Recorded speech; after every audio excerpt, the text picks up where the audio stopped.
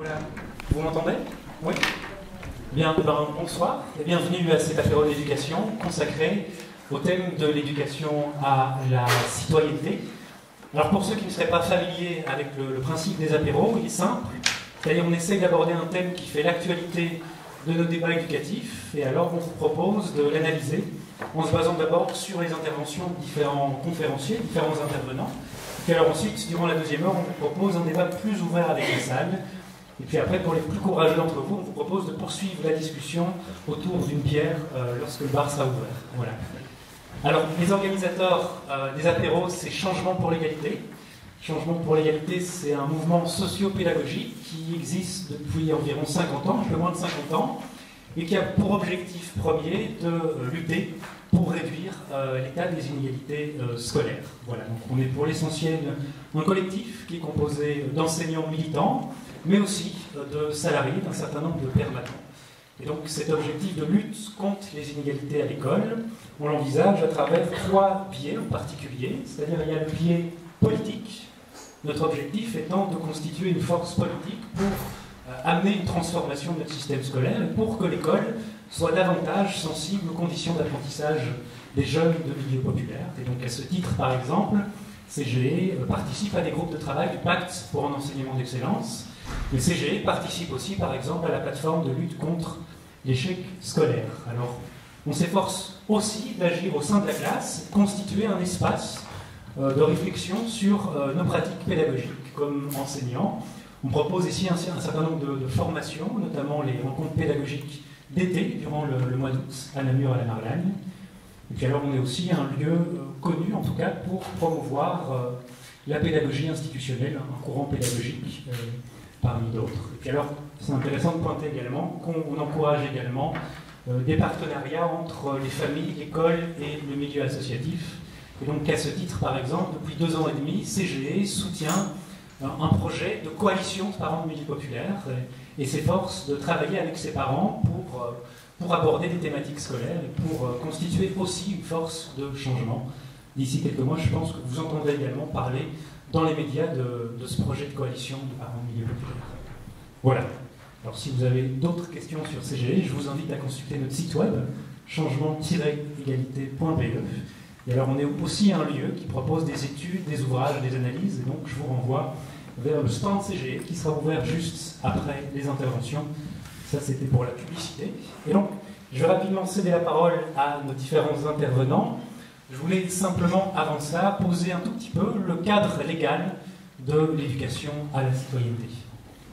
Voilà. Et donc le cadre juridique. Alors évidemment, l'éducation à la citoyenneté, c'est une très vaste question, et c'est loin d'être une question récente. On pourrait dire beaucoup de choses sur le sujet, et moi j'ai 5 minutes pour vous en parler, donc je vais aller droit au but, si vous voulez. Et ce qui me semblait intéressant à pointer, c'est qu'il faut attendre 97, le décret mission, pour voir pour la première fois aussi explicitement formuler un objectif assigné à l'école, un objectif lié à l'éducation à la citoyenneté. C'est un objectif proposé par le décret mission. C'est celui-là, préparer à être des citoyens responsables, capables de contribuer au développement d'une société démocratique, solidaire, pluraliste et ouverte aux autres cultures. Donc ça, c'est une des 4 missions qui est soutenue par le décret mission et qui a une valeur égale aux autres missions d'ailleurs qui sont promues par ce décret. Vous voyez, c'est une mission qui est assez ambitieuse, mais qui pose tout de suite une série de questions. Et d'abord une question de quelle portée on donne au mot, quel sens on donne à ces termes. C'est quoi être un citoyen? C'est quoi contribuer? C'est quoi être responsable? Et c'est quoi avant tout une société démocratique qu'on dit solidaire, pluraliste et ouverte aux autres cultures? Alors, il y a évidemment plusieurs débats sous-jacents, et ce qu'on peut peut-être pointer, c'est que les décrets disent au fond assez peu de choses, précisent assez peu, si vous voulez, ce qu'on peut entendre par ces différents termes. Voilà. Voilà. Et alors, il y a un autre enjeu qui se pose, si vous voulez, aussi, c'est évidemment une question pratique. Dans quelle mesure, comment, quels moyens on se donne pour réaliser cette mission d'éducation à la citoyenneté? Là, le décret mission, en l'occurrence, est beaucoup plus clair, et il nous indique 3 leviers pour contribuer à la réalisation de cette mission. Le décret mission nous indique que cette mission, il faut la soutenir à travers les cours, par les autres activités éducatives et par l'organisation de la vie quotidienne de l'école.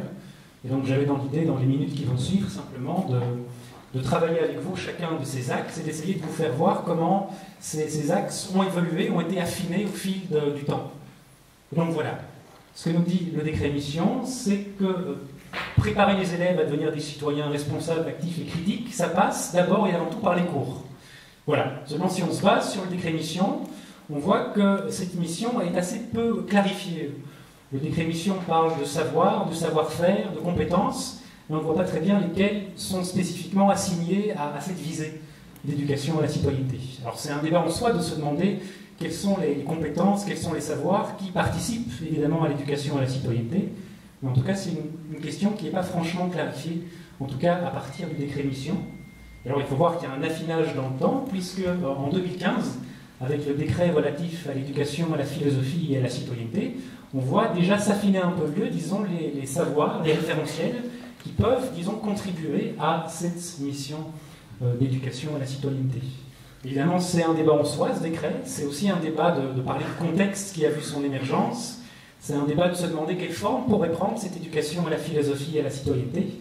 Est-ce qu'il faut promouvoir, comme dans le libre, disons, une formation interdisciplinaire? Est-ce qu'il faut promouvoir, comme dans l'officiel, disons, un cours en particulier, qui serait le cours d'éducation à la philosophie et à la citoyenneté, qui devrait, disons, supporter ces référentiels? Je vous laisse libre de penser ce que vous voulez, en tout cas, et ce qui est sûr, c'est que le débat qui va suivre, disons, va vous permettre, en tout cas, va vous donner quelques pistes, quelques éléments pour enrichir la discussion. Mais moi, ce qui me semblait intéressant, c'est de pointer, disons, déjà quelques référentiels notables liés à cette éducation à la citoyenneté. Vous pouvez, par exemple, voir que les savoirs qui y sont associés sont des savoirs qui touchent aux institutions belges et européennes, aux droits de l'homme, à la sécurité sociale, aux valeurs démocratiques, qui sont des compétences promues à travers cette éducation qui touchent à, par exemple, la capacité à prendre part à un projet commun, à évaluer la légitimité d'une autorité. Voilà. Si on prend aujourd'hui les travaux actuels qui sont dans le pacte d'excellence autour du tronc commun, ce qu'on voit, c'est que ces travaux restent relativement ouverts et laissent entendre que l'éducation à la philosophie et à la citoyenneté, ça peut être l'affaire d'un cours, ça peut être l'affaire de plusieurs cours, et ça peut aussi être l'affaire d'activités éducatives. Donc le débat reste pour le moment ouvert, en tout cas au sein du pacte pour un enseignement d'excellence. Alors je passe rapidement au deuxième axe. Le deuxième axe, c'est l'idée que l'éducation à la citoyenneté, ça passe aussi par des activités éducatives autres. Voilà. Décret mission n'en dit pas grand-chose, il faut attendre 2017, le décret relatif au renforcement de la citoyenneté, pour pouvoir parler d'activités éducatives qui auraient pour visée de promouvoir la compréhension des institutions démocratiques, le travail de mémoire, la responsabilité vis-à-vis des autres, de l'environnement et du patrimoine. Le décret nous dit peu de choses sur ces activités. On voit qu'elles doivent être en tout cas soutenues au minimum par 2 cours, donc elles doivent être quelque part interdisciplinaires. Et on voit aussi qu'elles imposent un certain rythme dans le temps, puisqu'elles doivent être soutenues à raison au minimum d'une fois par cycle et d'une fois par degré dans l'enseignement secondaire. Rien de plus dans les décrets. Je passe donc au troisième axe, celui d'envisager l'éducation à la citoyenneté par l'organisation même de la vie quotidienne de l'école. Donc c'est dire ici que la citoyenneté, c'est aussi l'affaire, disons, de qu'est-ce qu'on fait vivre, dans quelles institutions on place les élèves à l'école, et comment cette vie commune nous permet aussi de soutenir, de préparer les élèves à être des citoyens responsables, actifs et critiques. Et alors là, ce qu'on voit, c'est qu'il y a une évolution thématique au fil du temps. Le décret mission parle de façon très générale et abstraite de pratiques démocratiques de citoyenneté à l'école. Il faut attendre 2007 pour voir ces pratiques se préciser. Où là, il est question d'élection de délégués. Et donc, les élèves doivent pouvoir trouver, élire leurs représentants, des délégués, qui vont pouvoir également participer à la vie démocratique de l'école et participer à des conseils. Et alors, on voit aujourd'hui le pacte d'excellence qui estime que le travail fait autour des délégués est encore insuffisant, et donc il faut à la fois renforcer ces conseils coopératifs, ces citoyens de classe, il faut renforcer le système de délégation des élèves, il faut élaborer le ROI dans le cadre d'une dynamique participative, et enfin, il faut pouvoir renforcer le conseil de participation au sein des écoles. Ce sont autant de mesures qui sont envisagées pour renforcer, au sein du pacte pour un enseignement d'excellence, la vie démocratique de l'école. Voilà. Donc j'ai été assez bref, si vous voulez, je n'ai pas plus de temps pour aller plus loin, mais c'est le décor en tout cas des décrets. Voilà, c'est celui du prescrit légal. Et donc l'idée de la soirée aujourd'hui, c'est de pouvoir profiter de nos 4 conférenciers pour approfondir, disons, le sens concret que peut prendre cette mission à l'école et de se demander, au fond, à quoi peuvent ressembler les pratiques qui sont associées à cet objectif d'éducation à la citoyenneté. Voilà, j'ai le plaisir de convier Jacques Cornet, Adrienne Bergelin, Michel Stachewski et Jean-Baptiste Freiman à la réflexion. Jacques Cornet va d'abord vous parler de façon plus générale, disons, de ce qu'on appelle, de ce qu'on peut appeler, de ce qu'on devrait appeler le fait d'être citoyen, de ce que c'est que la démocratie et de ce que devrait être une éducation à la citoyenneté. Adrienne Bergelin parlera à partir de son expérience d'enseignante du cours de philosophie et citoyenneté pour nous proposer un regard situé, un regard critique sur ce cours, sur ses référentiels et sur les conditions de travail qui lui sont liées. Michel Stachewski nous parlera de son côté de la formation des délégués de classe. Et alors enfin, Jean-Baptiste Freiman est instituteur en primaire dans une école libre de Arlon et nous parlera à partir de sa pratique de pédagogie institutionnelle dans le primaire. Voilà. Et donc je cède la parole à Jacques Cornet. Juste rappeler que tout ce que Thomas vient de dire, rappeler qu'il n'y a pas d'inspection pour ça. Donc il n'y a d'inspection que pour les cours disciplinaires. Donc il n'y a jamais eu aucune inspection concernant, par exemple, le décret mission, sur les missions. Personne n'a jamais été voir dans les écoles si les missions étaient bien remplies. Sur le décret citoyenneté, il n'y a jamais eu d'inspection non plus. Et donc dans une recherche que CG a menée il y a 4-5 ans sur l'éducation à la citoyenneté mondiale, vous vous doutez bien que dans ce cas-là, la situation dans les écoles est extrêmement variable, avec des écoles où on ne fait rien du tout, strictement rien, et des écoles où on fait beaucoup de choses, en sens divers évidemment. Alors, maintenant, je voudrais simplement vous parler préciser les concepts et ajouter ce que Thomas disait, ce que devrait être. Je n'ai pas la prétention de vous dire ce que devrait être la démocratie, la citoyenneté, etc. Mais je vais essayer de vous présenter ma conception de ces différents concepts. Libre à vous, évidemment, d'en penser toute autre chose.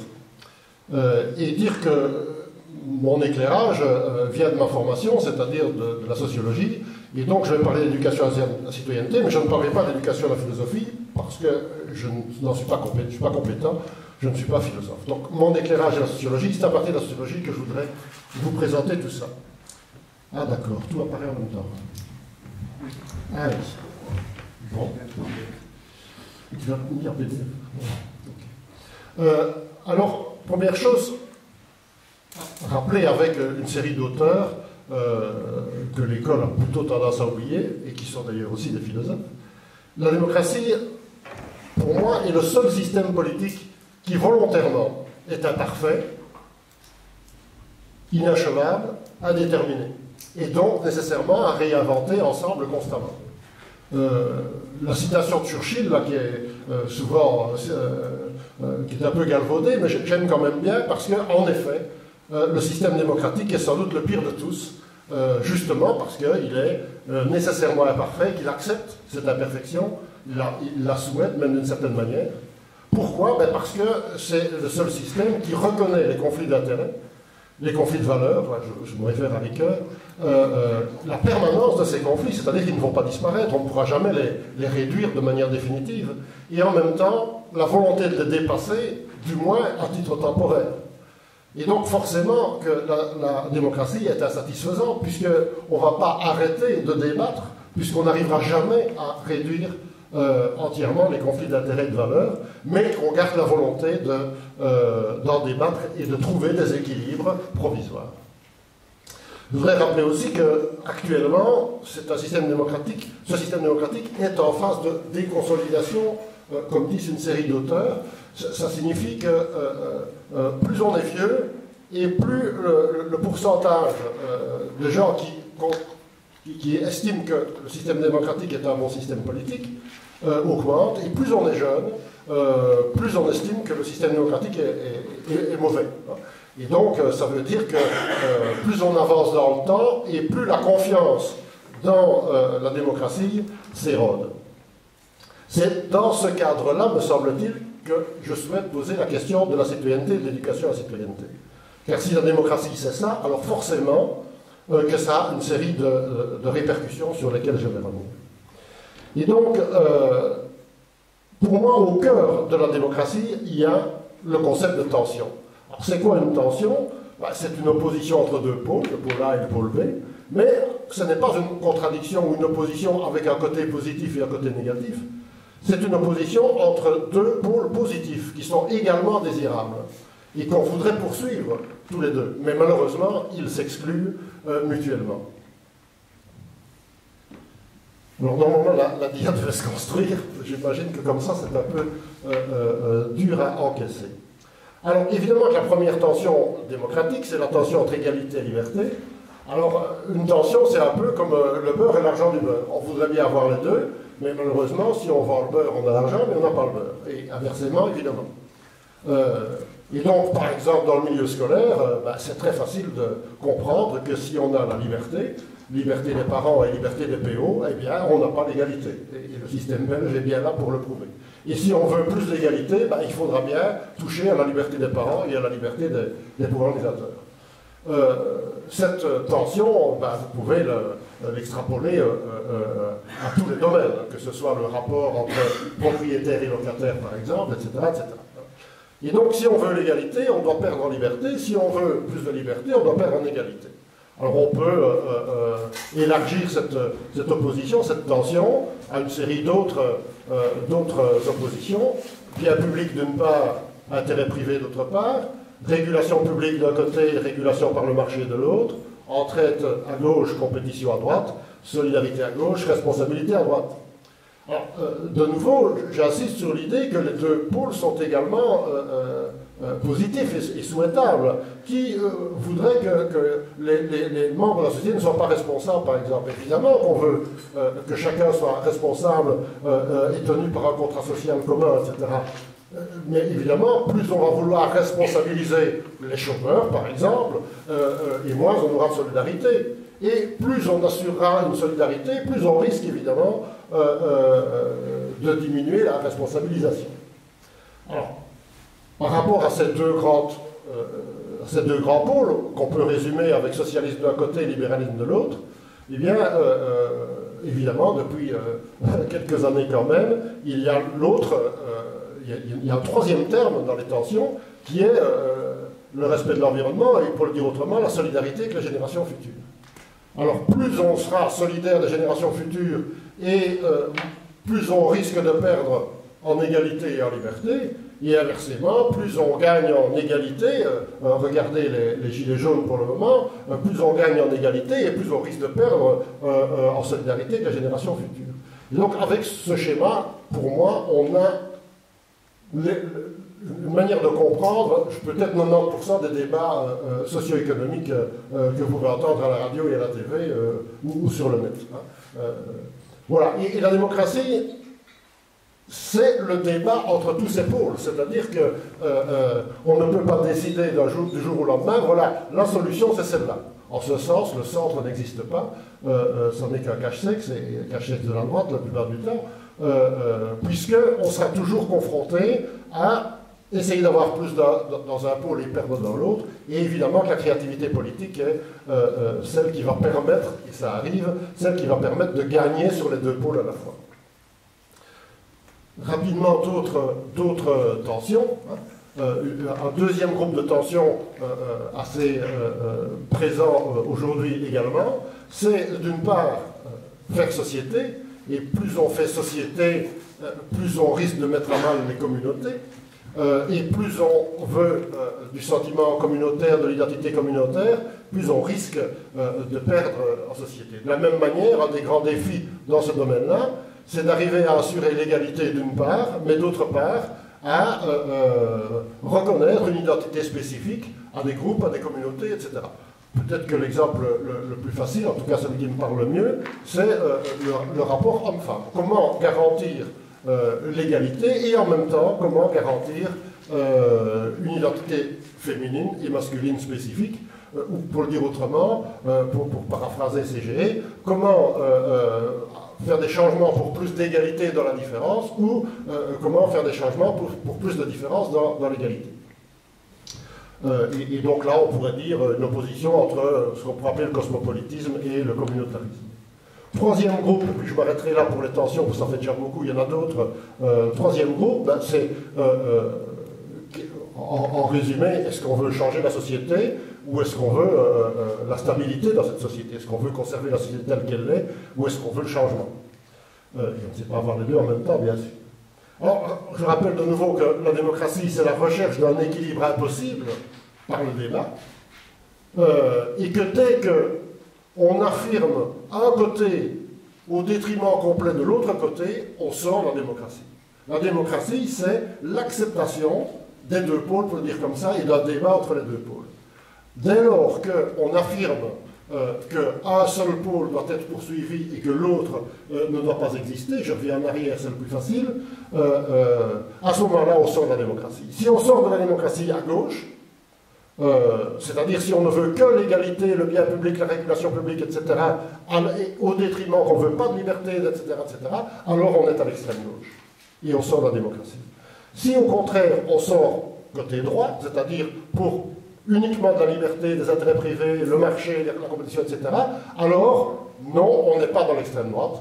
Et c'est là qu'il y a une confusion formidable pour le moment, lorsque on essaye de faire passer le PTB et le Vlaams-Belang pour la même chose, c'est-à-dire pour le même danger. Si on sort à droite, on est dans l'ultralibéralisme. L'ultralibéralisme, pour moi, sort de la démocratie. Bien sûr que pour les autres sorties à gauche et à droite sont dans notre ordre. Ça mériterait d'y retravailler, mais je ne vais pas appuyer ça maintenant. Voilà. Si la démocratie, c'est ça,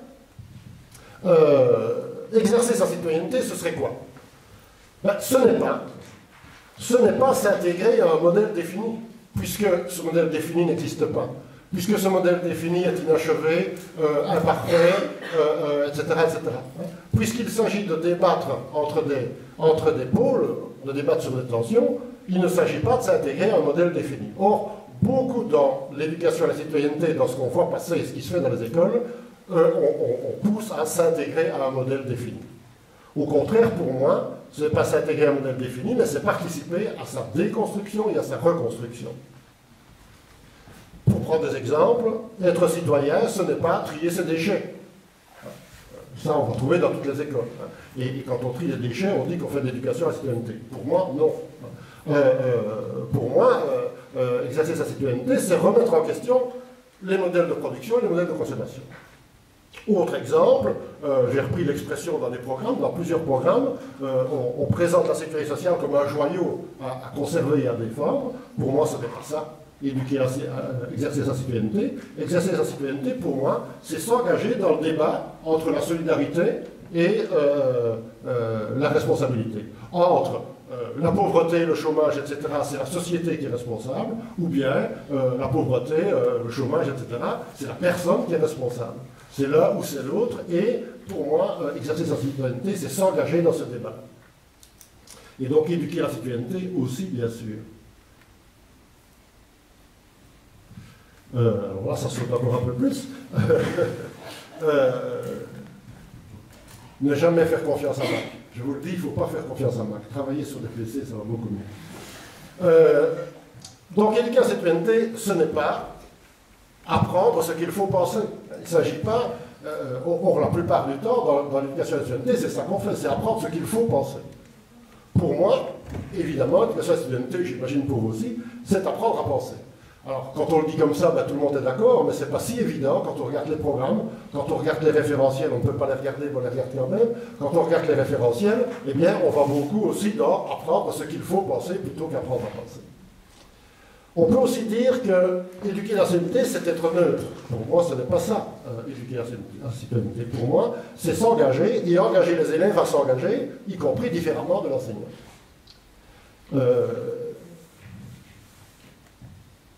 Alors, deux autres types d'éducation à la citoyenneté. Bien, on peut inculquer en faveur de l'ordre établi, et on peut également inculquer contre l'ordre établi. Et donc, dans ce cas-là, on fait de l'éducation civique en inculquant pour l'ordre établi, ou on fait de l'éducation militante en éduquant contre l'ordre établi. Pour moi, ça n'est pas non plus l'éducation à la citoyenneté. Pour moi, éduquer la citoyenneté, c'est apprendre à participer au débat démocratique, vous l'aurez compris, je le répète depuis le début, ou, encore plus fort, apprendre à agir dans l'espace démocratique. Alors, je reprends là 4 niveaux. Donc pour moi, l'éducation citoyenne, c'est ça, c'est apprendre à protéger, à participer au débat citoyen et apprendre à agir dans l'espace démocratique, par opposition à l'éducation militante et à l'éducation civique. Alors à partir de là, on peut définir 4 niveaux d'éducation politique, et je reprends ces 4 niveaux, enfin, en ajoutant un à une recherche sur l'éducation à la citoyenneté qui a eu lieu en France, et donc on peut proposer 4 niveaux. Si on est neutre, pour moi, on favorise l'adhérence à un système sans même savoir qu'on adhère à ce système. C'est pour ça que je l'appelle adhérence. Si on inculque contre l'ordre établi ou si on inculque pour l'ordre établi, alors on cherche l'adhésion des élèves à sa propre pensée. Et enfin, si on apprend aux élèves à participer au débat citoyen, alors on est dans la délibération, ou si on va plus loin, si on apprend à agir dans l'espace démocratique, on est dans l'émancipation. Évidemment que CGE va promouvoir l'émancipation par rapport à ces 4 niveaux. Alors, la citoyenneté, on pourrait estimer, pédagogiquement, que c'est une macro-compétence. Ou, si on se sert de Bourdieu, on pourrait dire que c'est un capital culturel qu'on va appeler capital citoyen. Et utiliser le concept de capital culturel de Bourdieu pour l'appliquer au capital citoyen. Si c'est une macro-compétence, bien évidemment, il y a des savoirs, des savoir-faire et des savoir-être. Alors, il y a d'abord des savoirs conceptuels et théoriques. Je prends quelques exemples. Connaître les concepts de l'analyse institutionnelle pour pouvoir faire une analyse institutionnelle de son école, par exemple. Connaître la loi de Ricardo pour la contester, par exemple. Connaître le concept de perception sélective pour savoir à quoi ça joue sur notre représentation. Connaître le concept d'impérialisme, etc., etc. Évidemment que la liste est longue. Et puis, savoir-faire que je préfère appeler savoir opérationnel, puisque un savoir-faire, c'est savoir comment faire, et un savoir opérationnel, c'est savoir comment faire, mais savoir aussi quand et pourquoi on fait comment. Et donc, je prends volontairement quelques savoirs opérationnels que la majorité des directions et des enseignants ne maîtrisent pas eux-mêmes, comme organiser une réunion, dresser un ordre du jour, rédiger un PV de réunion, présider une réunion, etc. Je prends volontairement des choses assez basiques et qui, contrairement à ce qu'on pourrait penser, sont finalement peu maîtrisées dans les écoles et ailleurs. Sauf, bien sûr, par ceux qui ont une expérience associative et qui ont l'habitude de pratiquer ce genre de choses ou qui l'ont appris, entre autres, pour la pédagogie institutionnelle. Et bien sûr qu'il y a beaucoup d'autres savoirs opérationnels aussi. Enfin, des dispositions, par exemple, la force de conviction, une force de conviction alliée au doute, parce que sinon on va devenir soi-même intégriste, la curiosité, l'autonomie, la liberté d'esprit, etc. Enfin, développer toute une série de dispositions, capacité d'initiative, je ne l'ai pas mis là, mais par exemple la capacité à s'opposer seul dans un grand groupe, je ne sais pas si vous êtes déjà arrivé, mais c'est dur, hein, c'est très difficile de dire non quand tout le monde dit oui. Ben voilà, ça c'est une disposition qui est à entraîner aussi. Alors, où va-t-on faire ça? Ben, d'abord dans toutes les disciplines. Et malheureusement, ce n'est pas ce qui se passe à l'école aujourd'hui, et ce n'est pas l'orientation que prennent les référentiels aujourd'hui non plus. C'est-à-dire que les maths devraient être des maths citoyennes.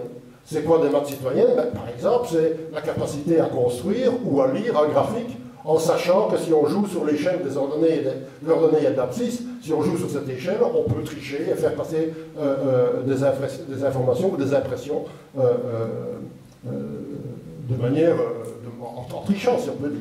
Par exemple, où j'entendais ce matin, la vente de jouets en magasin a diminué de 9%, et la vente de jouets en ligne, sur Internet, a augmenté de 5%. Est-ce que la vente totale de jouets a augmenté ou diminué? Ben, voilà un raisonnement mathématique assez basique, que pourtant la majorité de mes étudiants de bac 1 ne savaient pas faire. Langue citoyenne, évidemment, français citoyenne, hein, et langue étrangère citoyenne. Science citoyenne, évidemment que pour prendre part à des débats sur les éoliennes, sur le réchauffement climatique, sur le nucléaire, etc., on a besoin évidemment de la physique, de la biologie et de la chimie, et Il s'agirait donc de pratiquer des sciences citoyennes à l'école. Là, le référentiel sciences en prend la bonne direction. Ensuite, bientôt terminé, oui, je suis au bout. Presque. En sciences humaines, évidemment. Parents pauvres de l'enseignement. Jusqu'à présent, la majorité des jeunes sortent à 18 ans sans avoir jamais fait d'économie politique, de sociologie et de psychologie sociale. Comment est-ce qu'on peut imaginer une seconde qu'on peut exercer sa citoyenneté dans notre société aujourd'hui si on n'a pas un minimum d'éléments d'économie politique, de sociologie et de psychologie sociale? Tout doucement, ça y vient, puisque le tronc commun a prévu de mettre ces sciences humaines dès le début du tronc commun, mais malheureusement, le référentiel ne prend pas du tout, mais pas du tout, cette direction-là. Il fait pratiquement uniquement de l'éducation civique. Alors bien sûr, les projets disciplinaires, on l'a dit tout à l'heure, bien sûr dans un cours de PC, et évidemment, si ça n'est pas présent, on ne fait rien, également dans la vie de la classe et la vie de l'école. Alors si on considère, c'est la dernière ligne, si on considère que la citoyenneté est un capital citoyen au sens de Bourdieu, eh bien d'une part on peut l'approfondir dans un champ, et d'autre part on peut la transférer à d'autres champs. L'approfondir dans un champ. Exemple, participer à un magasin du Monde Oxfam. Et si on veut creuser et continuer à labourer ce champ-là, on peut réaliser un travail sur le commerce équitable, par exemple. Ou on peut organiser un événement dans l'école dans ce domaine-là, etc., etc. On pourrait très bien imaginer que quelqu'un va développer son capital citoyen uniquement dans un seul champ. Mais évidemment que c'est préférable de le développer aussi dans d'autres champs. Et par exemple, faire une recherche sur l'orientation dans l'école, le choix d'options dans l'école, en fonction des genres, par exemple. Ou bien présenter un travail sur l'histoire coloniale. Ou bien organiser la visite d'une ferme bio locale. Ou bien être délégué de classe, évidemment, être membre du conseil de participation, etc. Voilà, alors si vous voulez aller sur Internet chercher après la recherche sur l'éducation à la société mondiale, vous y trouverez des schémas comme celui-là, où on essaye de faire intervenir plusieurs dimensions pour voir qu'il y a une activité d'enseignement en matière de citoyenneté, qu'est-ce qu'il faudrait pour qu'elle soit la plus opérante. Et dans ce cas-ci, on a développé 3 axes, mais je n'ai pas le temps de développer, je cède la parole à Adrienne. Je remercie Jacques pour cette intervention qui me permet donc de rebondir directement avec le cours de PC. Alors, pour me présenter brièvement, donc, je suis professeur à l'Athénée Royal de la Rive-Gauche, où je cours aux sections professionnelles et techniques, et à l'Athénée Royal de Gênes. Donc, auparavant, j'ai été chargée de mission culturelle pour le ministère des Affaires étrangères en Haïti et chargée de communication. Je suis professeure de morale depuis 2010, et donc j'ai pris le train en route donc, de la philosophie et citoyenneté. Quand j'ai vu le programme, ça m'apparaissait absolument formidable d'enfin pouvoir avoir des classes complètes, des élèves qui puissent échanger donc, indépendamment de leurs convictions religieuses. En fait, je vais m'excuser d'avance, parce que je suis assez critique. Ça fait 1 an, j'ai donné ce cours pendant 1 an et demi. Je me retrouve relativement épuisée, donc je voulais juste dire quelques mots sur les conditions générales de travail. Donc aujourd'hui, à titre d'exemple, j'ai pu voir 145 élèves, donc j'ai switché toutes les 50 minutes avec différents niveaux d'élèves, des 4e, des 5e, des 6e. Donc ces 50 minutes sont extrêmement frustrantes, ça représente environ 7 heures de cours sur la première période. Donc vous imaginez un petit peu ce qu'on peut élaborer comme processus vraiment didactique. C'est totalement insuffisant par rapport aux enjeux de ce cours. On ne peut pas approfondir de manière réellement approfondir les notions, les concepts pour chaque unité d'apprentissage. Ces 50 minutes, finalement, me font penser qu'on perd plus ou moins toute crédibilité par rapport à un cours de 2 heures d'histoire ou de 4 heures de sciences sociales. Je voulais aussi ajouter qu'en fait, les élèves n'ont pas une perception positive du cours. Bon, beaucoup m'ont dit, vous nous avez volé, madame, 1 heure de religion. Bon, j'ai pu dire que j'étais pas la première fautive, hein, essayer de leur expliquer. Mais en fait, il est mal perçu. Le fait d'avoir introduit ce cours un petit peu comme un cheveu sur la soupe suite à un arrêt de la Cour constitutionnelle m'apparaît fort maladroite de la part des hommes et femmes politiques. Il aurait fallu communiquer davantage aux parents, aux enseignants et aux élèves sur la nécessité de la mise en place de ce cours. Parce que nous, du coup, on rame pas mal derrière, et à savoir, les professeurs de religion et de morale ont été particulièrement blessés de perdre 1 heure de cours. Donc nous, on récupère 50 minutes. Bon, alors on apparaît un petit peu comme ceux qui auraient volé 1 heure, ceux qui prônent davantage la philosophie à l'école. Enfin, on n'est pas très très bien perçus. Je trouve ça fort dommageable. Donc les enseignants, enfin moi pour ma part je suis assez épuisée, on nous demande de retourner à l'ULB pour faire un certificat en didactique, ce qui encore est chronophage. On a plusieurs écoles, souvent, plusieurs locaux. Bon, ça devient difficile de vraiment s'implanter dans les établissements, de pouvoir mener des projets citoyens dignes de ce nom, de créer vraiment des projets avec, par exemple, annoncer la couleur des projets d'éducation à la citoyenneté basés sur la consommation, les discriminations, que sais-je. Donc, en fait, la transdisciplinarité, moi, m'apparaît comme une réelle nécessité pour nous. En fait, notre survie, quelque part, dépend de notre capacité à se mettre en lien avec les autres enseignants et de pouvoir mener ensemble des projets. Donc, ce cours est particulièrement difficile et exigeant. Il est envisagé comme le rempart contre la barbarie et les dérives sectaires de tout genre.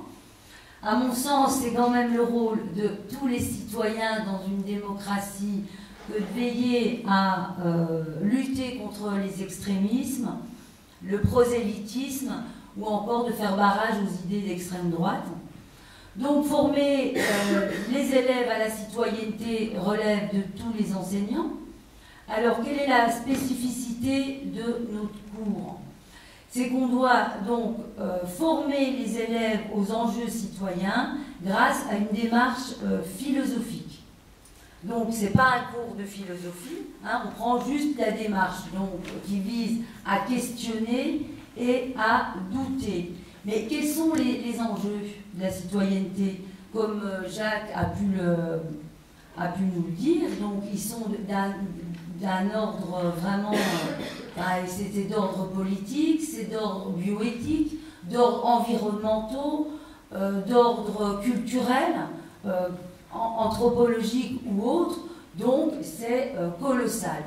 Moi je me demande quel enseignant peut maîtriser tous ces savoirs, toutes ces connaissances et réellement être en mesure de travailler sans l'apport des autres disciplines. D'ailleurs, c'est ce qu'on nous demande. On nous demande donc de nous appuyer sur les autres disciplines.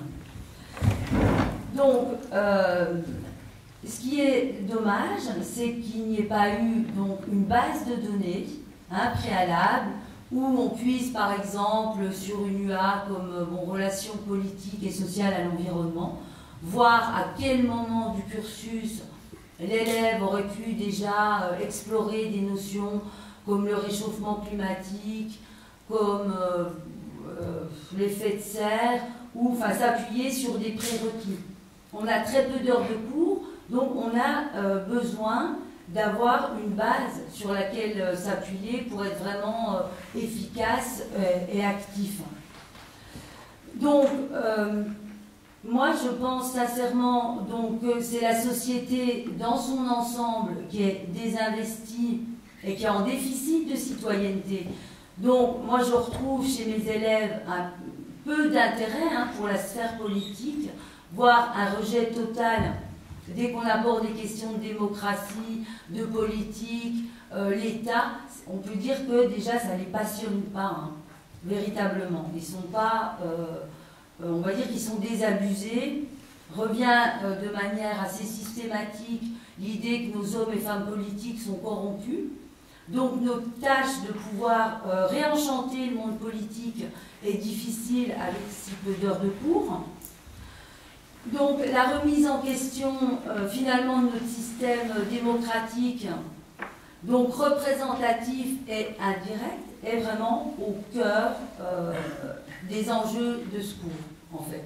Donc, quelque part, moi j'ai l'impression qu'on porte un petit peu les mots de la société dans son ensemble et qu'on nous demande, nous, de parer et avec 50 minutes, de pouvoir à nouveau réenchanter les élèves, faire des cours extraordinaires, aller, c'est superbe, l'environnement, enfin dire un peu que tout va bien, alors qu'en fait, notre mission est quasi impossible en fait.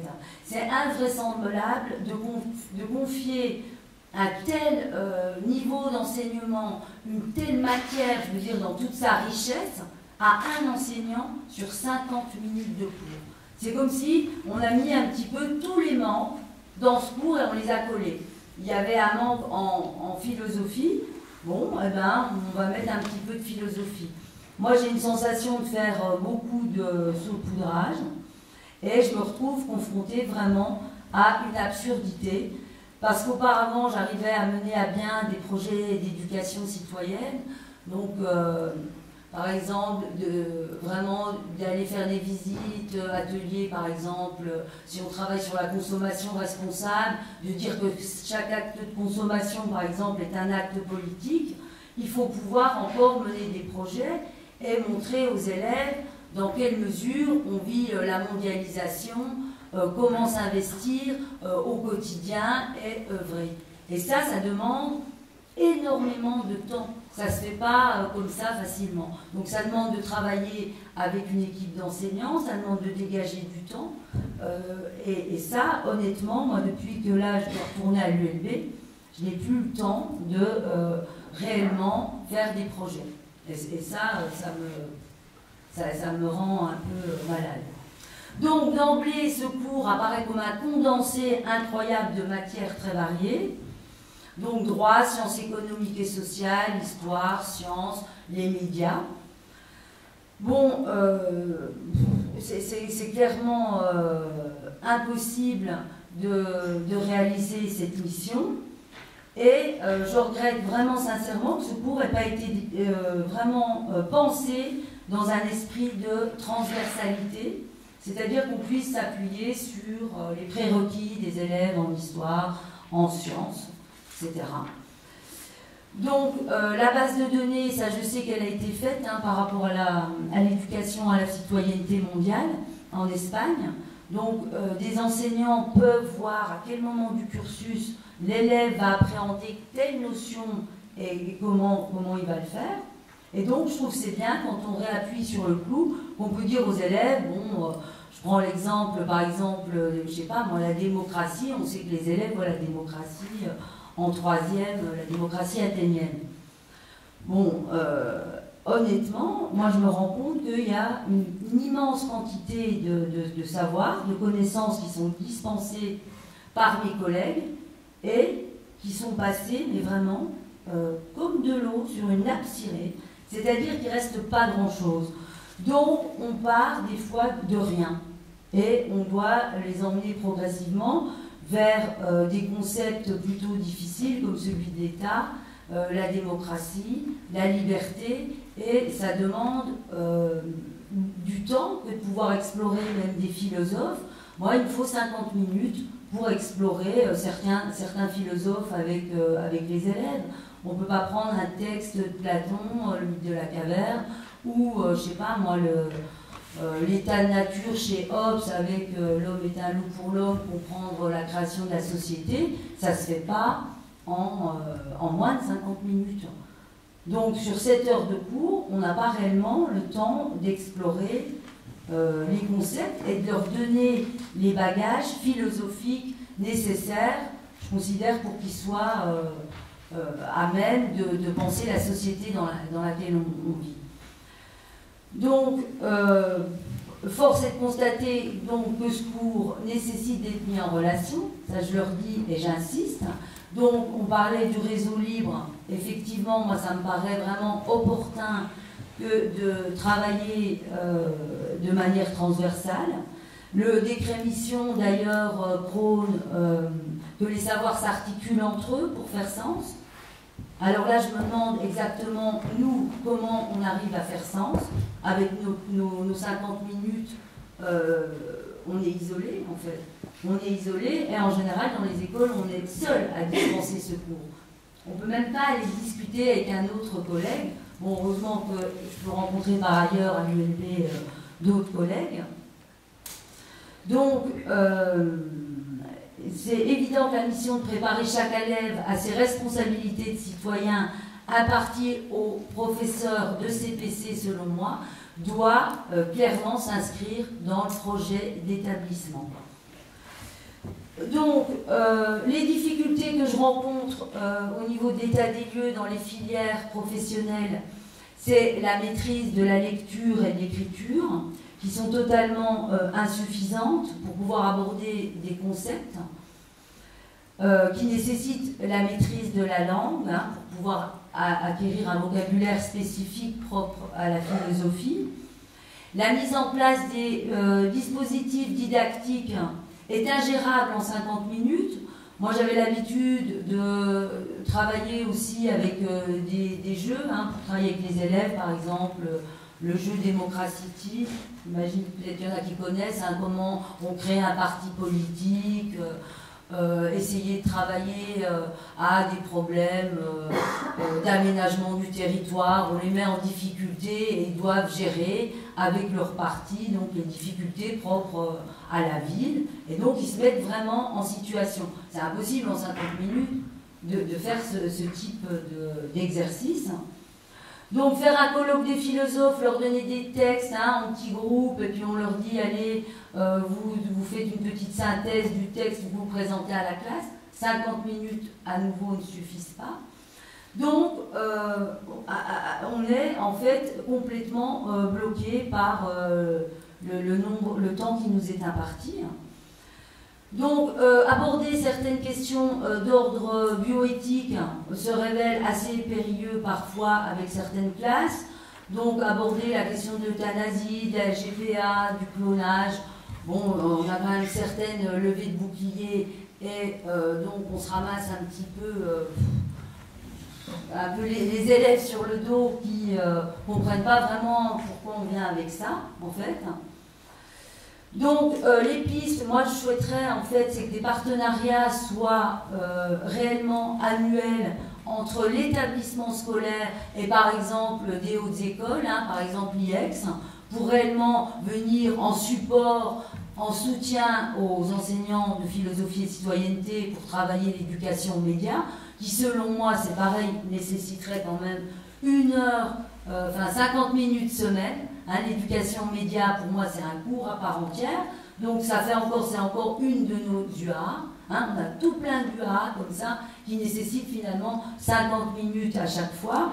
Faire des partenariats avec Bruxelles Environnement, que les élèves puissent évidemment aller au moins une fois dans leur parcours scolaire dans une ferme, comprendre le commerce équitable, travailler avec quinoa, faire des projets vraiment qui leur permettent de comprendre l'effectivité de ce que l'on fait. En fait, sinon, on reste un petit peu dans l'aspect théorique.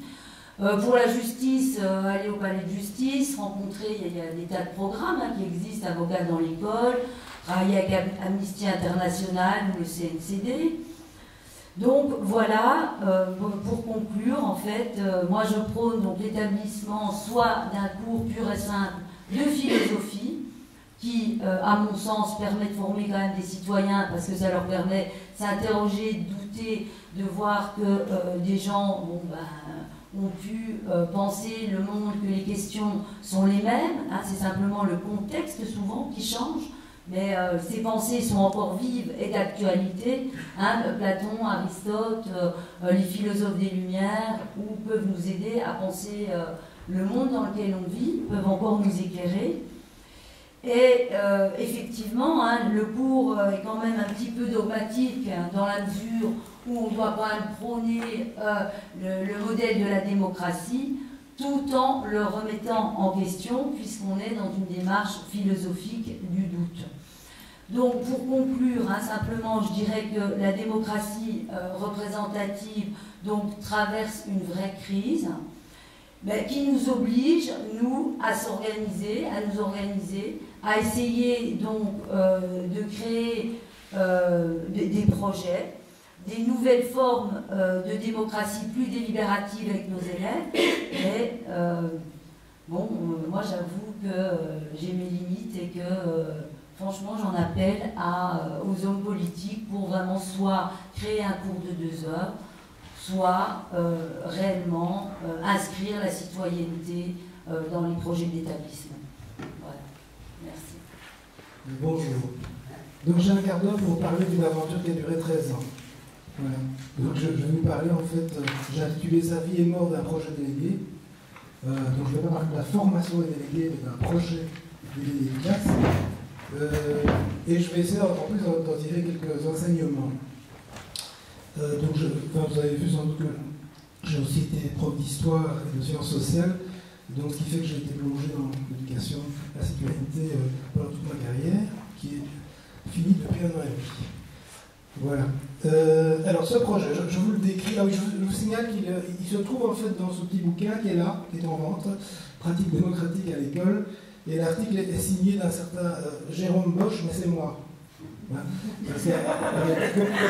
comme le projet est en cours et que je ne voulais pas me brûler complètement, surtout que mon article est très critique, j'ai mis un pseudo. Voilà. Bien, c'est Joël Bosch, non, c'est pas Jérôme. Joël Bosch. Ouais. Bon, voilà. Alors, ce projet délégué de classe, à l'Athénée Royal de Jacques, je vous le dis comme ça entre nous, voilà. On est collés. Il a existé donc durant 12 années scolaires, mais en fait il y a eu l'année de préparation avant, c'est pour ça que je dis que ça dure 13 ans. Alors cette école est une école qui, à l'époque, au moment du début du projet, avait 650 élèves, et à la fin du projet, on avait 800. Bon, on est passé de 30 classes à près de 40 classes. C'est une école d'enseignement secondaire général, encadrement différencié, niveau 2 pour ceux qui savent quelque chose, hein, ça va du 1 au 20. 20 c'est le upper place, et le 1 c'est le fond du panier. Voilà. Nous on était au niveau 2. En mars 1998, c'est là que ça commence. Il y a un climat très tendu dans l'école, suite à des incidents entre élèves et professeurs. Une assemblée générale assez houleuse se réunit et il y a une tentation de la part de beaucoup de professeurs et d'éducateurs de réagir de manière uniquement répressive, puisqu'il s'agissait d'élèves qui avaient commis des actes violents. Un groupe de professeurs et d'éducateurs refuse cette approche purement répressive et va se créer un truc qu'on a appelé Commission pour la prévention de la discipline et l'éducation à la citoyenneté. On met les deux choses ensemble. Et très vite, ce petit groupe va bien fonctionner, une dizaine de personnes, et on va décider très vite d'élaborer en fait un projet de délégué digne de ce nom, parce qu'en fait il existait des délégués dans l'école, mais ça fonctionnait vraiment pas bien. Et donc le but, c'est de créer des espaces de parole pour les élèves, leur permettant de poser des questions, de faire des propositions, d'élaborer des projets. Le proviseur, donc c'est-à-dire le responsable de la discipline, donc le sous-chef de l'école, rejoint le groupe, important. Le projet est adopté 6 mois plus tard par une assemblée générale du personnel. Ensuite, il va être présenté aux élèves par écrit, dont certaines suggestions seront prises en compte, mais de détails, à vrai dire. Et il entre en vigueur en septembre 1999. Alors maintenant, je vous décris le projet, tout l'historique, je vous décris le projet comme il fonctionnait. Comment ça... Voilà. Alors, je vous parle d'abord de ce que nous avons appelé les adultes aidants, c'est-à-dire en fait les adultes encadrant le projet. On a appelé ça adultes aidants parce que ce n'était pas que des professeurs, il y avait aussi, enfin, il y a eu en pratique surtout une éducatrice qui s'est impliquée. Dans l'enthousiasme des débuts, on avait considéré que tous étaient volontaires, tous les profs, mais on a vite déchanté. Et donc c'est sur base volontaire, ça s'est fait à partir de la deuxième année du projet. Et ces éducateurs ou professeurs volontaires étaient chargés d'accompagner pour une ou deux classes l'ensemble du processus. Le processus d'abord menant à l'élection des délégués, puis d'assister les délégués dans l'exercice de leurs responsabilités, principalement l'organisation des réunions de classe dont je vais vous parler tout de suite. L'élection des délégués de classe, on a décidé d'accorder beaucoup d'importance au processus qui amène à élire les délégués de classe. Donc, un texte d'abord a été écrit pour présenter une espèce d'organigramme qui présentait comment ça fonctionnait. Donc, les adultes aidants étaient chargés de récolter les candidatures. Alors, c'est ici qu'on va te montrer la première qui vient. En fait, c'est déjà là, ça va. Ok, donc voilà, ça c'était le formulaire, donc la fiche de candidature d'un délégué de classe. Vous voyez que ça impliquait 3 engagements. Remplir cette fonction avec sérieux jusqu'à la fin de l'année scolaire, participer régulièrement aux réunions du conseil des délégués, dont je vais parler après, et suivre les formations destinées aux délégués, j'en parlerai aussi un petit peu après. Voilà. Les élèves devaient remplir ça, écrire des raisons qui les motivent, et puis après ils devaient encore défendre oralement leur candidature. Mais malheureusement, il y avait une étape intermédiaire, je dis malheureusement parce que j'étais de ceux qui étaient contre cette étape intermédiaire, mais qui a été imposée par la direction, c'est que la direction impose de pouvoir récuser des candidatures. Donc, il y avait une étape supplémentaire, que toutes les candidatures devaient être soumises à la direction, aux enseignants et aux éducateurs, pour leur permettre de s'opposer à l'une ou l'autre candidature, je cite, pour fait d'indiscipline grave. Voilà, donc pour moi, c'était déjà un problème. Alors, l'élection, comment se passe l'élection? En octobre, 2 matinées sont consacrées à l'élection. Ça se passe dans un local transformé en bureau de vote, avec un bureau électoral composé d'élèves non candidats, supervisés par un prof.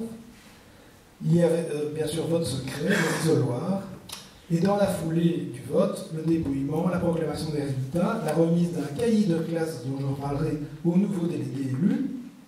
Et avant le vote, il y avait la présentation du règlement électoral. Tu peux me montrer ?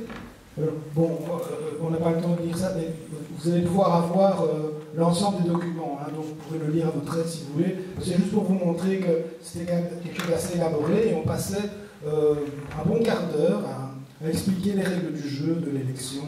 Moi j'insistais beaucoup, c'est souvent moi qui faisais la présentation, j'insistais beaucoup sur pourquoi est-ce que le vote doit être secret, pourquoi c'est important, etc. Et aussi, regardez ce qui est en capitale, là. On faisait remarquer aussi que, parce que les élèves qui s'amusaient à voter blanc au premier tour pour que ça dure longtemps. C'était encore des coups. On a dû mettre, progressivement, c'est pas la première année, ça s'est fait, hein. On a dû mettre des règles pour qu'ils sachent que s'ils prennent le risque de voter blanc, s'il y en a trop qui le font, bah, ils n'ont pas de délégués. Voilà. Bien. Bon, j'ai pas le temps d'entrer dans les détails, ce sera assez amusant de voir tout ce qui se passait pendant cette préparation, mais on a le temps. Alors, donc l'élection a lieu, les élèves avaient droit à 2 délégués par classe. Alors il y avait certaines classes qui ne présentaient pas de candidats. Alors c'était intéressant, pratiquement chaque année il y avait 1 ou 2 classes qui ne présentaient pas de candidats. Et ce qui était intéressant, c'est qu'en général, en tout cas quand le projet marchait bien, ce qui a duré un certain nombre d'années, quelques semaines plus tard, ils venaient demander à ce qu'on fasse une élection dans leur classe pour qu'ils puissent quand même avoir aussi des représentants au conseil des délégués. C'était intéressant. Voilà. Alors, les réunions de classe.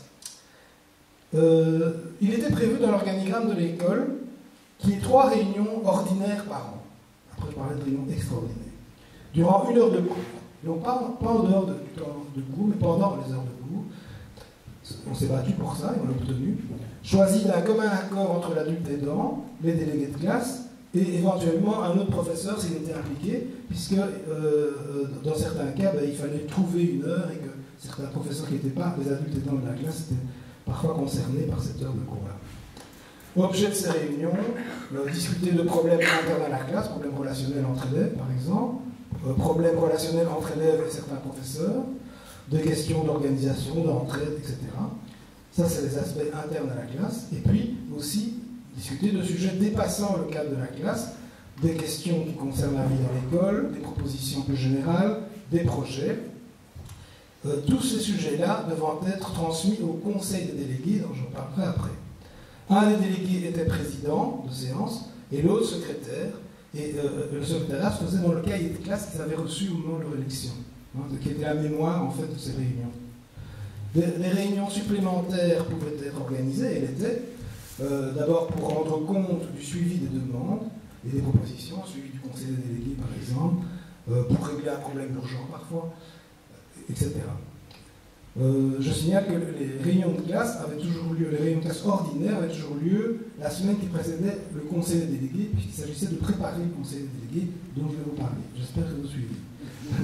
Alors, je voudrais montrer rapidement 3 documents qui servaient.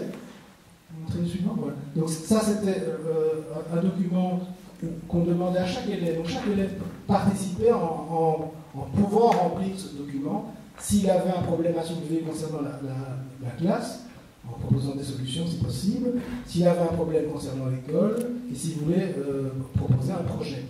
Et ces documents étaient remis aux délégués de classe pour leur permettre d'organiser la réunion. Donc la réunion est organisée sur base de ces écrits, et si des problèmes supplémentaires venaient, ils passaient toujours après. Donc le passage par l'écrit était privilégié. Voilà. Ça c'est le document de préparation. Je vais vous montrer le suivant. Alors, ça, c'est un document qui n'était non pas fait par tous les élèves, mais par les délégués de classe, pour préparer le conseil des délégués dont je vais vous parler, dans lequel on avait la liste des problèmes, des propositions, des questions que la classe demande de traiter. Alors, ce sont des documents très simples, mais ça obligeait toujours de passer par l'écrit. Et ces documents-là, ils étaient mis dans une boîte aux lettres, qui était la boîte aux lettres des délégués de classe, et qui avait la clé de la boîte aux lettres, c'était les coordinateurs du conseil des délégués dont je vais vous parler. Ça va toujours? Okay. Bon, alors, les conseils. Bon, il y a encore un document que je vais vous montrer. Voilà. Bon, ça, c'est un document qui pouvait être utilisé à tout moment dans l'année. C'était une fiche de préparation d'un projet. Donc, c'était une manière de contribuer à former les élèves à concevoir des projets. Donc, le formulaire aidait. Il ne faut pas oublier de penser à ça, etc. Bon, de nouveau, je n'ai pas le temps de détailler ça, mais il se trouvera dans les documents que vous allez pouvoir vous procurer par la suite. Voilà. Alors, les conseils de délégués, les coordinateurs.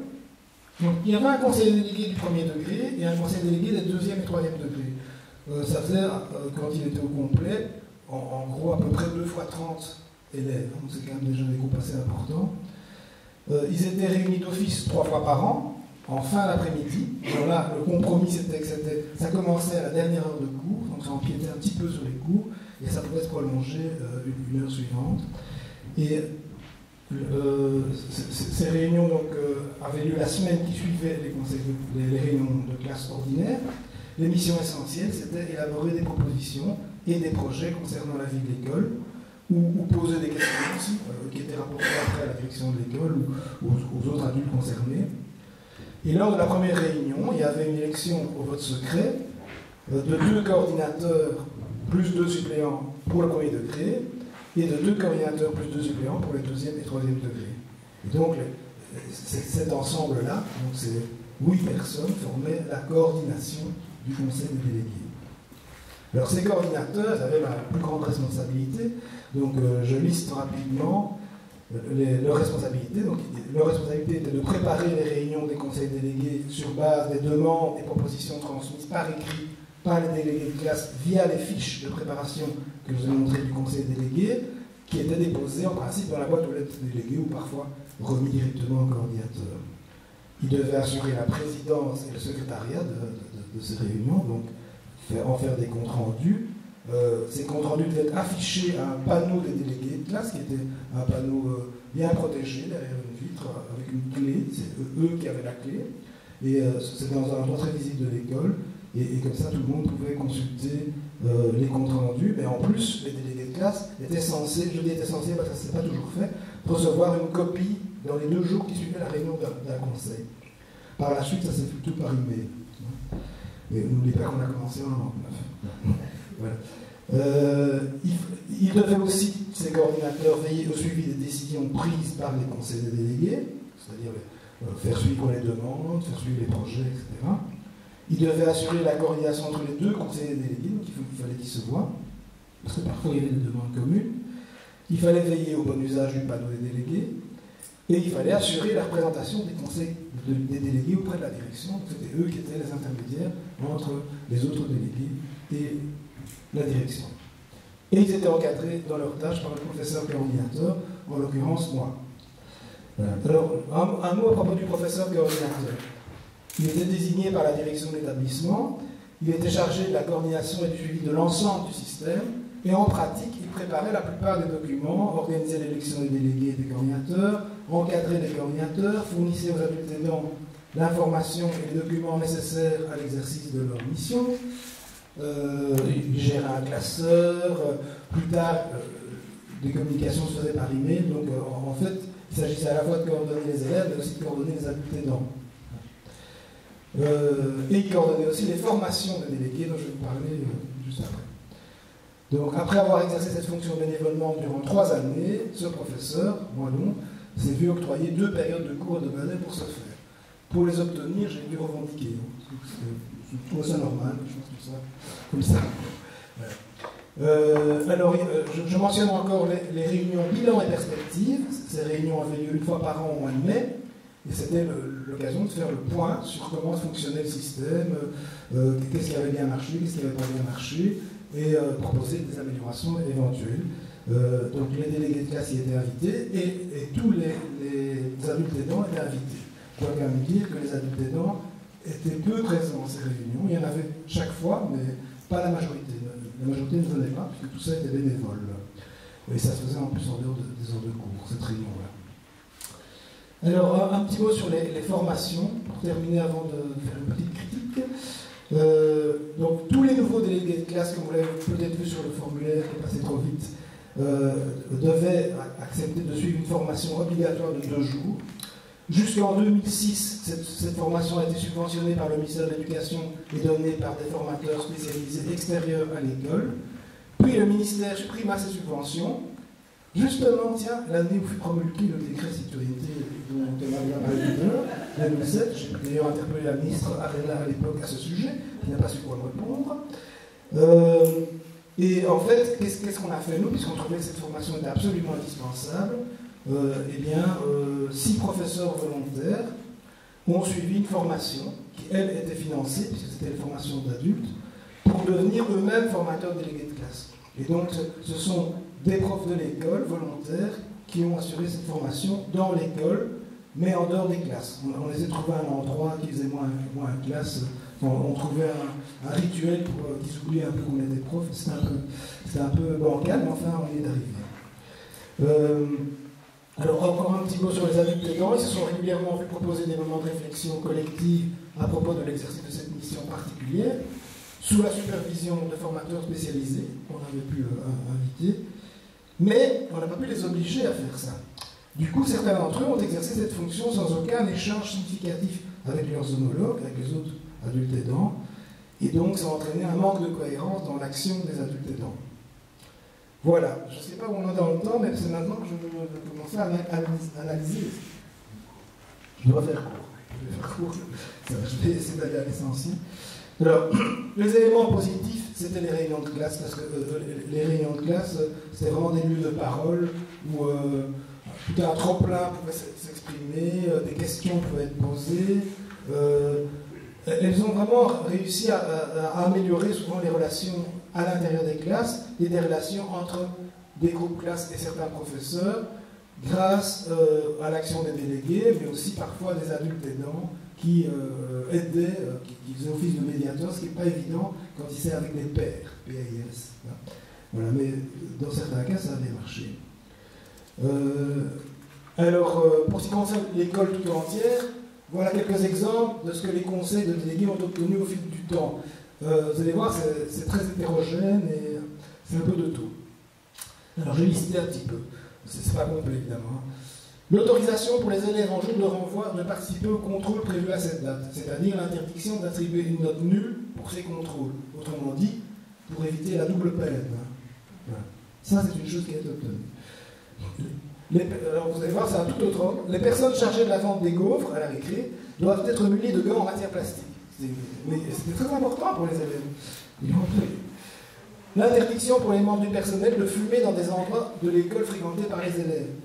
Bon, évidemment, à notre époque maintenant, il y a des lois pour ça. Mais à l'époque, il n'y avait pas de loi pour ça. Il y avait des profs qui fumaient au réfectoire, par exemple. Alors que les élèves, les profs étaient dans un coin du réfectoire, les élèves étaient ailleurs, mais leur fumaient le voyage. Hein. Voilà. Donc, certains élèves avaient demandé, certains délégués avaient demandé d'avoir le droit de fumer, en tout cas pour les grands. Ils n'ont pas obtenu. Ils se sont dit, alors si on n'obtient pas ça, au moins qu'on obtienne que les adultes ne fument pas en notre présence. Ça, ils ont obtenu. L'installation de bancs supplémentaires dans la cour de récréation, dans le préau couvert, l'installation dans la cour de récré de goal, de mini-foot, de panier de basket, l'achat de nouvelles tables de ping-pong, la rénovation complète des toilettes, la communication aux élèves des horaires d'examen au moins 2 semaines avant le début des sessions, l'autorisation d'utiliser les GSM durant les récréations, l'organisation d'une fête annuelle des élèves prise en charge par eux-mêmes. Bon, ce n'est pas exhaustif. Maintenant, il faut noter que souvent, il a fallu beaucoup de temps pour voir les demandes aboutir, de sorte que pour certaines d'entre elles, la génération d'élèves qui s'était investie pour obtenir rien de cause n'était souvent plus là pour profiter du résultat de son action. Exemple, la rénovation des toilettes, ça a mis des années avant de l'obtenir. D'autres demandes ont été rejetées par la direction, souvent à la demande d'une majorité d'enseignants et d'éducateurs. Exemple, le droit de porter une veste de training à l'école, et autre exemple très significatif, le droit pour les délégués d'assister à une partie des conseils de classe. C'est une chose pour laquelle les élèves se sont battus, mais ils n'ont pas eu gain de cause, et pour moi c'était quand même un aveu de ne pas vouloir reconnaître la fonction de délégué pleinement. Voilà. Alors l'engagement des élèves et des adultes, je voudrais quand même faire remarquer que quand moi j'étais élève, on se battait pour obtenir d'avoir des délégués de classe. Et parfois on l'obtenait, mais à l'arraché, ça venait de nous. Tandis qu'ici, c'est un projet qui vient des adultes. Et c'est les adultes qui finalement imposent un projet délégué aux élèves, même si ils veulent leur donner un petit droit de regard, mais en réalité c'est un projet qui vient des adultes. C'est bien très différent. Et donc c'était pas évident pour les élèves de s'engager bénévolement dans un processus qui est quand même un travail dont les bénéfices ne sont ni immédiats ni certains. Et en plus, dès le début, il y avait une espèce de contagion du manque d'enthousiasme de la majorité des adultes, voire de l'opposition d'une minorité importante d'adultes, des profs et des éducateurs et des éducatrices, qui dénigrent les délégués de classe, les traitant parfois comme de véritables bonnes à tout faire. Ce à quoi ils résistaient. Surtout qu'ils étaient formés.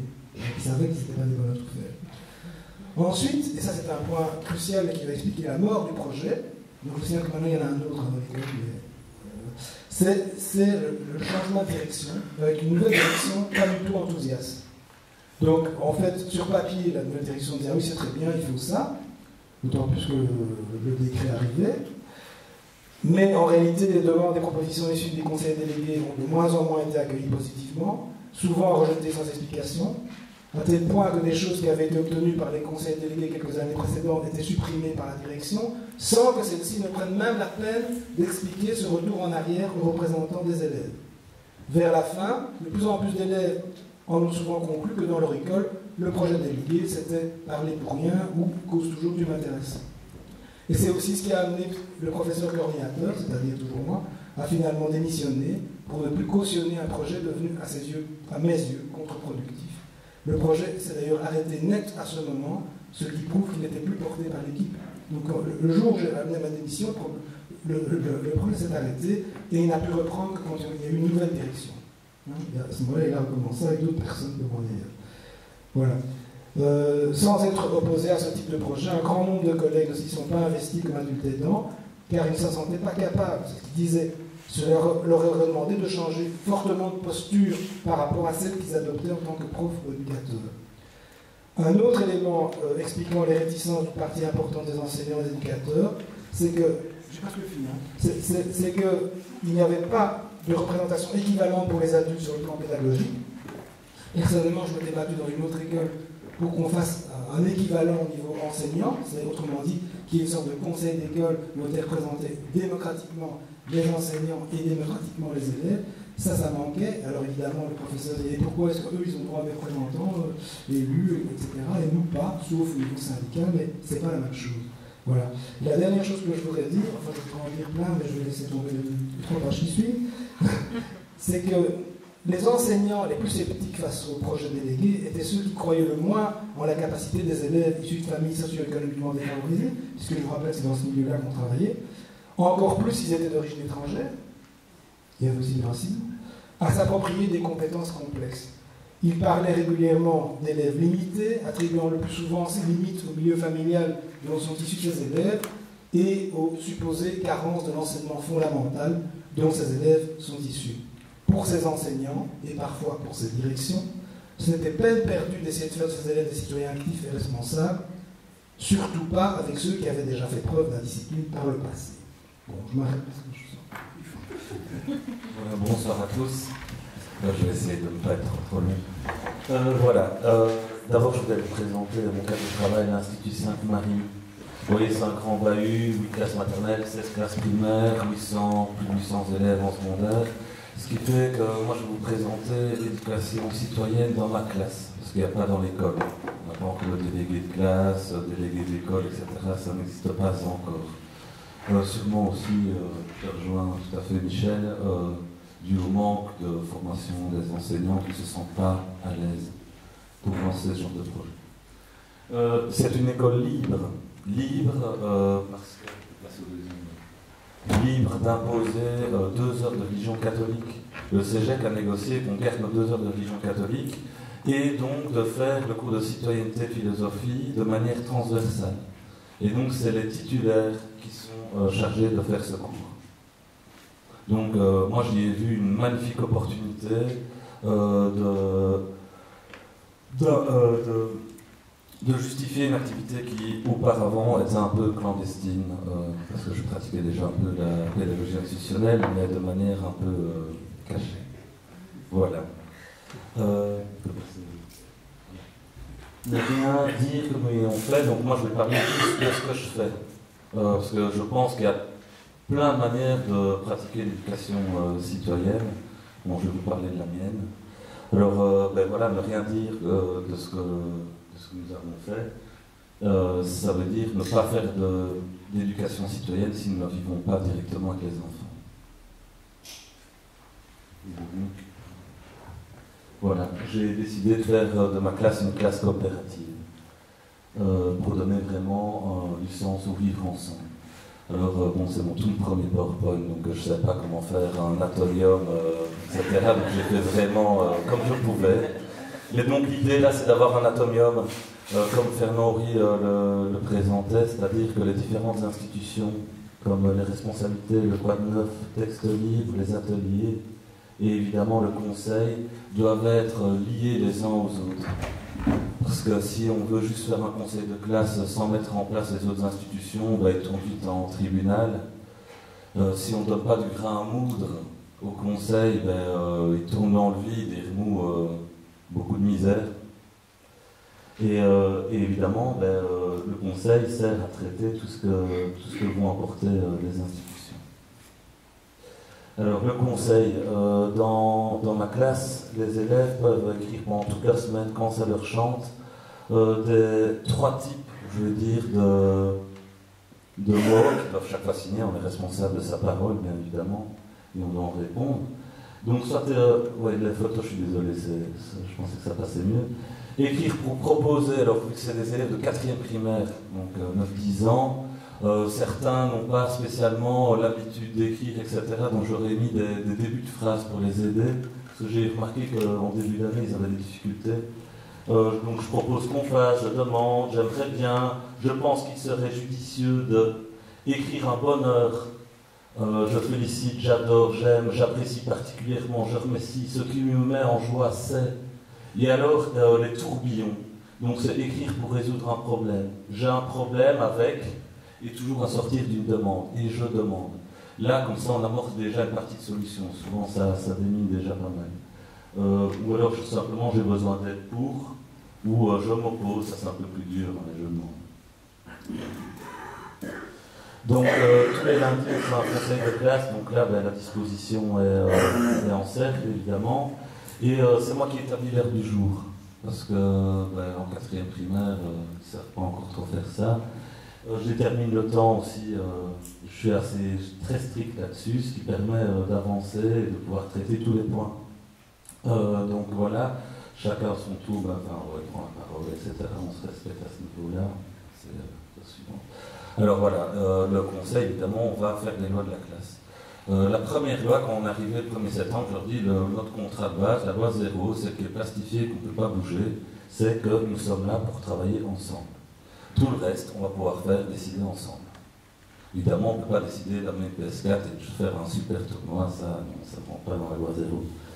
Mais après, le reste, on peut voir, je les ai mis parce que je les trouvais intéressantes. Au début, les élèves, ils n'ont jamais connu ça. C'est tout neuf pour eux. On voit que les premières règles, ils étaient un peu perdus avec les responsabilités, donc ils se sont dit, ouais, il faut s'engager, mais s'il y en a plusieurs, donc ils ont décidé de faire un tirage au sort parmi les volontaires, s'il y en a plusieurs. Et après, on voit que c'est les règles 2, 3, 4, ça touche juste à l'organisation de l'école. Après, la règle 5, 6, 7, mais là, ils commencent déjà à investir un peu plus. Ils veulent ouvrir la classe pour le temps de midi, ce qui normalement n'est pas permis par le règlement de l'école, mais c'est autorisé. Ils ont décidé de créer une autre bibliothèque. On a une bibliothèque d'école, j'avais une petite bibliothèque de classe, mais ça ne leur suffisait pas. Et donc, ah oui, mais on pourrait créer, apporter des livres, ce sera géré par des responsables, etc. Bon, j'ai quand même mis un veto, je voulais avoir un droit de regard sur les livres, on n'apporte pas n'importe quoi, ça ne va pas avoir de problème, c'est des livres qui ne conviennent pas à leur âge. Mais voilà, et donc tout ça a été mis en place, et puis voilà, maintenant ils font depuis Volant Toussaint des spectacles. Le vendredi à la récré, parce que là aussi, il y en a certains, ça de nouveau été décidé par une partie des élèves. Ils disaient, oui, mais comment on va apprendre, etc. On va attraper du retard, c'est encore une angoisse d'avoir du retard sur les autres classes, etc. si on fait des spectacles. Et donc ils ont tous décidé, ouais, ceux qui veulent, et c'est gratuit, parce qu'il ne faut pas faire payer. Et donc il y a des danses, des chants, des sketchs.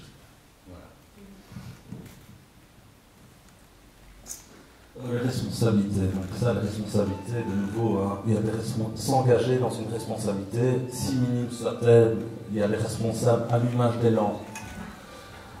C'est vraiment actionner l'interrupteur, et ça se limite à ça. Mais ça va aussi jusqu'à faire la présence, prendre les présences, faire le registre, s'occuper des feuilles des absents, gérer les bibliothèques, s'occuper, toute une série, je ne vais pas les détailler. Donc il y en a des plus ou moins grandes. Mais on doit tous y répondre devant le conseil. Donc à chaque conseil, il y a un tour de responsabilité où chacun peut aménager aussi sa responsabilité, donc vraiment la prendre en main. Donc changer le fonctionnement, on peut passer à la slide suivante. On peut voir ici, il y avait la responsabilité bibliothèque, donc le rôle vérifier que les livres sont bien rangés, ne sont pas abîmés, donc les donner, les reprendre non abîmés, ranger la bibliothèque. Il a été demandé, rappeler aux élèves de rendre les livres. Certains les planquaient dans les bancs, donc ils disparaissaient. Et puis après, il y a eu une tentative, un conseil du responsable de bibliothèque qui prenait vraiment son corps, son rôle bien à cœur.